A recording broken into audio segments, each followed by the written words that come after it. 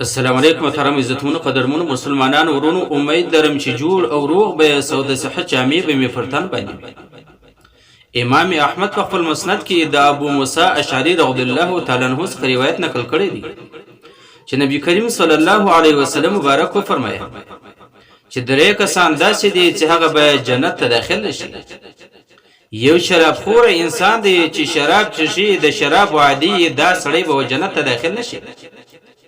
او نن چې چیرې د مسلمانانو حالت ته ګورې بالکل داسې استعمالوي لکه یو عام عادي بوتل د اوبو بوتل چې پر سر باندې پورته کوي. دغه مسلمان هم د الله تعالی نه امید د جنت لري، د الله تعالی رضا امید لري. دا به بیا څنګه به جنت ته داخل شي، پر دغه به څنګه د الله تعالی رضا موقوف شي، څنګه به الله تعالی د دې نه راضي شي چې شراب شروع کوي.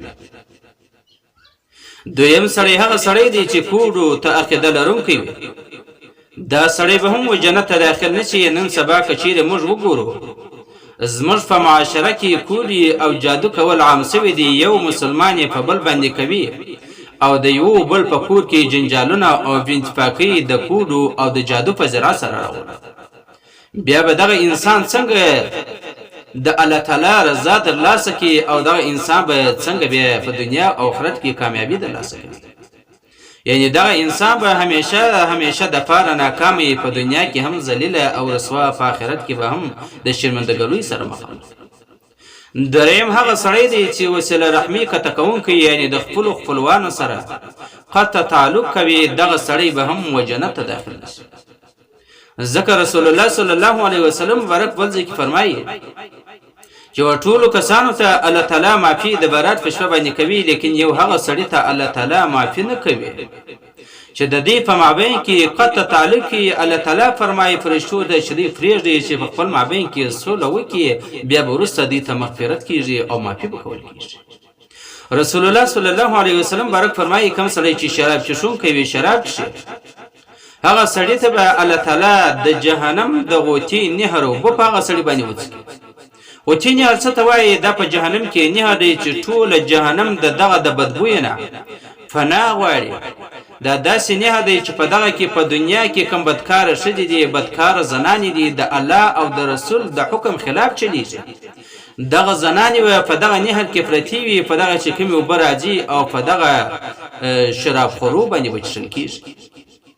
نبی کریم صلی الله علیه وسلم مبارک فرمایي چې الله تعالی په خپل ذات باندې قسم، ازما دي په خپل ذات باندې قسم یې کوم چا چې یو څاڅکی د شراب وڅښي. رسول الله صلی الله علیه وسلم مبارک فرمایي کوم چا چې یو څاڅکی د شراب وڅښي، الله تعالی به په دغه انسان باندې د جهنم زوی او نونه چشي.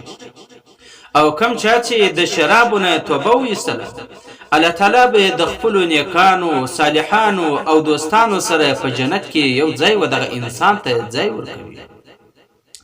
ابو داود د حضرت عبد الله بن عباس رضی الله، حضرت عبد الله بن عمر رضی الله تعالی عنہ روایت نقل کړی دی چې رسول الله صلی الله علیه وسلم مبارک فرمایي چې د الله نعلت ته پر هغه چا باندې چې شراب خرڅوي، پر هغه چا باندې د الله تعالی نعلت ته چې شراب رانسي، پر هغه چا باندې د الله تعالی نعلت ته چې هغه د فاره د چا د فاره وړي او څوکي استعمالوي.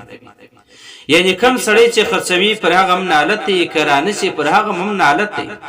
کچيري او سړی ناسي بل نفر استوړي دی، هغه ورلراوي پر هغه هم نعلت ته، او پر چشون کې هم د الله تعالی نعلت. امام بخاری رحمت الله علیه هم یو روایت نقل کړی دی د حضرت عبد الله بن عباس رضی الله تعالی عنہ چې نبی کریم صلی الله علیه وسلم مبارک په خدمت کې جبرائیل علیه السلام حاضر شو راورځو چې د الله رسول الله تعالی نعلت لېږلی دی پر هغه چا باندې شراب خرڅوي، د شراب باندې پیسې اخی، شراب رانسي، شراب وړي او کم څوک جن اخی او کم څوک استعمالوي، په دې ټول باندې د الله تعالی. نن چیرې موږ وګورو او دغه شراب زموږ په معاشره کې عام شوي دي. بقاعده کارخانې نیول کېږي، د دې د کارخانې جوړې شوي دي. نو کوم شی چې الله تعالی حرام کړی دی هغه شی ته حلال وبالي، په دغه باندې انسان کافر شو، د ایمان ونیسي. او نن که چیرې موږ حلال نه ورته ووایو او ناروا یې بولو، لیکن کله چې کارخانو ته وګورې و دغه استعمالوونکو ته وګورې د انسانانو داسې ګرځولي دي لکه داسې الله تعالی جایز کړي. که چیرې د ګناه د جواز الله تعالی امر موږ ته وکړي، موږ به نوره ګناه د دې نه څنګه زیاته وکړو؟ داسې ګناه نشته چې هغه موږ نه ده کړې، او داسې د الله تعالی بې امري نشته چې هغه موږ نه ده کړې. لیکن کوم ځای چې الله تعالی نهي کړي دي هغه کارونه موږ کوو، او کوم څه چې امر کړي دي هغه موږ پرېږدي. باید د دغه نه اجتناب او پرهیز وکړو، د الله تعالی د رضا تلاش وکړو، الله تعالی ته تایب شو. ذکر رسول الله صلی الله علیه وسلم مبارک فرمایي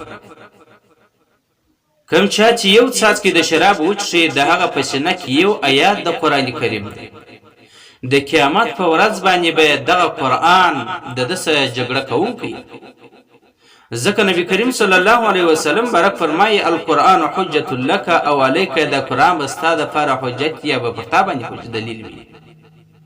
یعنی کم چا چې په قرآن باندې عمل وکړي دا به ستا دپاره دلیل وي، یعنی کم سړي دی ستا شفاعت کوونکی جنت ته به دې بیایي.